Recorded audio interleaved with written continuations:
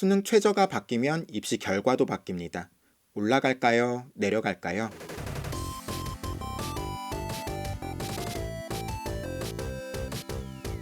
안녕하세요. 진학사 홍성수입니다. 수시에서 수능 최저 학력 기준은 매우 중요하죠. 내신 성적이 아무리 좋아도, 논술을 아무리 잘 써도, 혹은 학생부 기록이 아무리 잘 되어 있어도 이 기준을 충족하지 못하면 불합격할 수밖에 없는데요. 이 기준이 그런데 매년 동일한 건 아니에요. 몇몇 대학들 같은 경우에는 이 기준을 변경합니다. 먼저 이 기준이 바뀌면 어떻게 되느냐? 수능 최저 학력 기준이 올라가면은 입시 결과는 하락합니다. 떨어집니다. 왜냐하면 수능 최저 학력 기준을 충족하지 못하는 학생들이 생기기 때문인데요. 예를 들어서 2019학년도 경희대 논술 전형 같은 경우를 보면은 약 60%의 학생들이 수능 최저 학력 기준을 충족하지 못했습니다. 44,652명이 지원을 했었는데 25,849명이 그 기준을 충족하지 못했어요. 그러니까 이 수능 최저 기준을 충족하지 못하는 학생들이 많다라고 하는 거는 실질적인 경쟁률 같은 것들이 많이 하락할 수 있음을 이야기하는 거고, 그런 경우에는 논술 성적 같은 것들이 학생의 논술 성적 같은 것들이 하락할 수밖에 없겠죠. 그래서 이 수능 최저 학력 기준이 올라간다 라고 하는 것은 이 기준을 충족하지 못하는 학생들 역시 많아질 것임을 의미하는 거고, 이 충족하지 못하는 학생들이 많아지면은 교과 성적이던 아니면 논술 성적이던 이런 입시 결과 같은 것들은 하락할 수밖에 없는 것들이 당연한 경향성일 것 같습니다. 수능 최저 학력 기준이 완화된다 혹은 폐지된다 라고 하는 거는 정반대의 결과를 가져오게 되겠죠. 수능 최저 학력 기준을 충족하는 학생들이 많아지게 될 것이면 당연히 그 입시 결과 같은 것들, 내신 성적이나 이런 것들은 올라갈 수밖에 없을 테니까요. 물론 올해 같은 경우에는 계속되는 어떤 학령 인구의 감소가 있죠. 그렇기 때문에 생각보다, 저희가 생각하는 것보다는 그 입시 결과가 많이 올라가지 않을 수도 있습니다.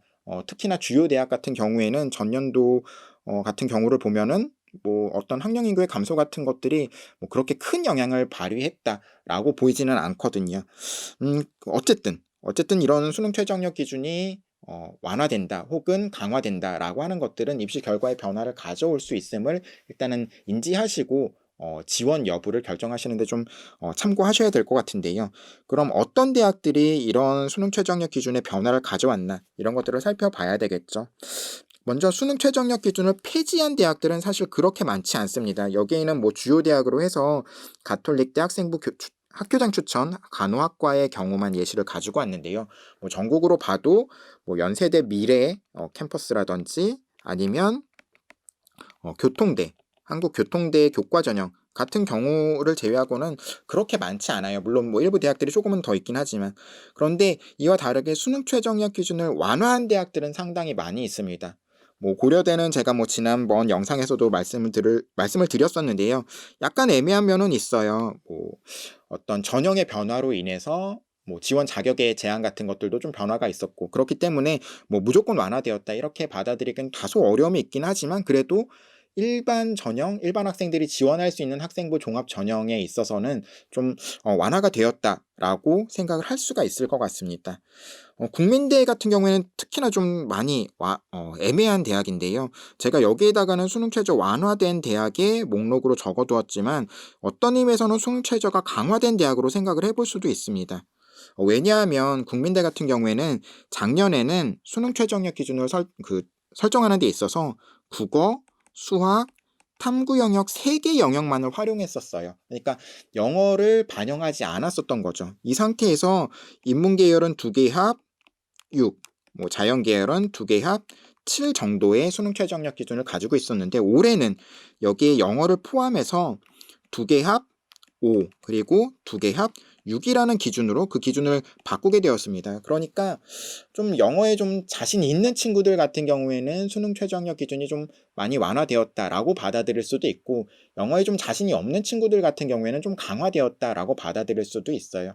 근데 제가 일단 여기 완화에다가 집어넣은 거는 아무래도 영어가 절대평가이기 때문에 시험을 치르는 한 절반 가까이 학생들이 3등급 이상을 성취했기 때문에 지난 과거를 비교해 봤을 때 그렇기 때문에 완화된 측면이 좀 더 크지 않나라고 생각해서 완화에 집어넣었고요. 덕성여대 같은 경우에도 국민대와 비슷한 정도의 어떤 변화를 보입니다. 바로 영어를 포함하지 않다가 영어를 포함해서 수능 최저학력 기준을 설정했는데요. 그런데 덕성여대는 확실하게 완화가 되었다고 말씀드릴 수 있는 거는 여기도 기준은 똑같았어요. 작년에 인문계열은 2개 합 6, 자연계열은 2개 합 7이었는데 올해는 이 기준 자체가 2개 합 7, 그리고 2개 합 8로 내려갔습니다. 거기에다가 탐구 영역을 작년에는 2과목을 다 활용했던 것에 비해서 올해 같은 경우에는 탐구 영역도 한 과목으로 줄여서 반영을 하죠. 그러니까 올해 같은 경우에는 인문계열 학생들 중에 뭐 영어를 3등급 받은 학생은 탐구 영역에서 한 과목만 4등급을 받아도 이 기준을 충족할 수가 있게 되는 거예요. 상당히 좀 여유 있는 수능 최저학력 기준의 설정이라고 할 수 있죠.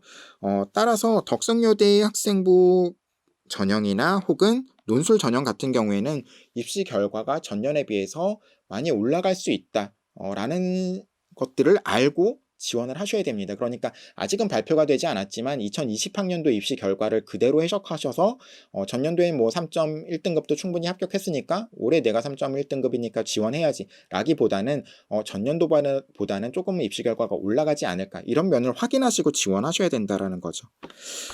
동국대 같은 경우에는 뭐 변화가 크진 않아요. 자연계열 논술에 있어서만 2개 합 4에서 2개 합 5로 이렇게 다소 낮아지는 모습을 보이고요.